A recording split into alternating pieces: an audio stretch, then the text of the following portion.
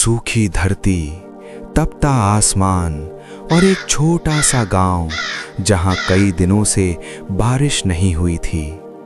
खेत बंजर हो चुके थे, कुएं सूख चुके थे और हर घर में बस एक ही चिंता थी, आज खाना मिलेगा या नहीं। उसी गांव में रहता था एक गरीब किसान जिसकी झोपड़ी में अब सिर्फ कुछ दिनों का अनाज ही बचा था और एक छोटा सा बोरा बीजों का आखिरी सहारा। उसकी पत्नी धीमी आवाज में बोली, ये अनाज बस 2-3 दिन और चलेगा और ये बीज। पास में उनका छोटा बच्चा भूख से सिसक रहा था। किसान चुप था, उसकी आंखों में डर भी था और एक गहरी सोच भी।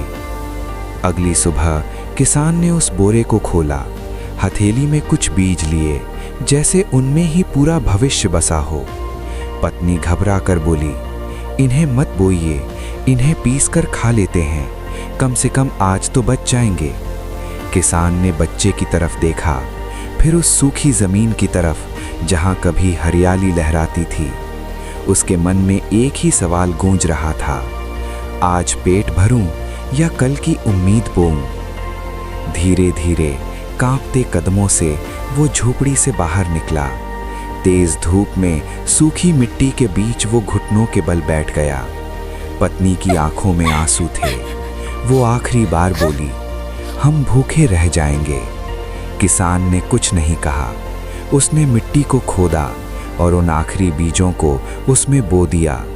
फिर उसने वो घड़ा उठाया जिसमें उनके पास बचा हुआ आखिरी पानी था।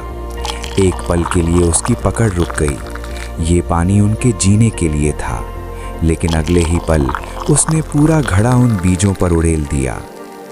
दिन बीतते गए और हालात और कठिन होते गए। बच्चा अब कमजोर पड़ता जा रहा था। पत्नी की आंखों में उम्मीद बुझने लगी थी। गांव वाले ताने मारते, सूखी धरती में सपना बो दिया है, कुछ नहीं उगेगा। किसान हर दिन उसी जगह जाता, चुपचाप मिट्टी को देखता, जैसे जवाब ढूंढ रहा हो। फिर एक सुबह जब सूरज बस निकल ही रहा था, किसान वहां पहुंचा। उसने देखा सूखी मिट्टी को चीरकर छोटी छोटी हरी कोंपलें बाहर आ रही थीं। उसकी आंखें भर आईं। उसी पल आसमान में हल्की हवा चली और फिर जैसे चमत्कार हो, बारिश की पहली बूंद गिरी। देखते ही देखते तेज बारिश शुरू हो गई। गांव वाले हैरान थे और किसान बस उन कोंपलों को देख रहा था जो अब जीवन बन चुकी थीं। कुछ ही दिनों में वही कोंपलें एक लहलहाती फसल में बदल गईं। अनाज फिर से घरों में भरने लगा। भूख की जगह मुस्कान ने ले ली।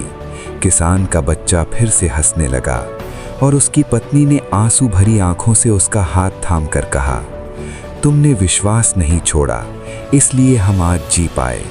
धन्यवाद हमारे कल को बचाने के लिए। सीख, जब सब कुछ खत्म सा लगे तब भी उम्मीद मत छोड़ो, क्योंकि जो लोग विश्वास के साथ बोते हैं वही भविष्य की फसल काटते हैं।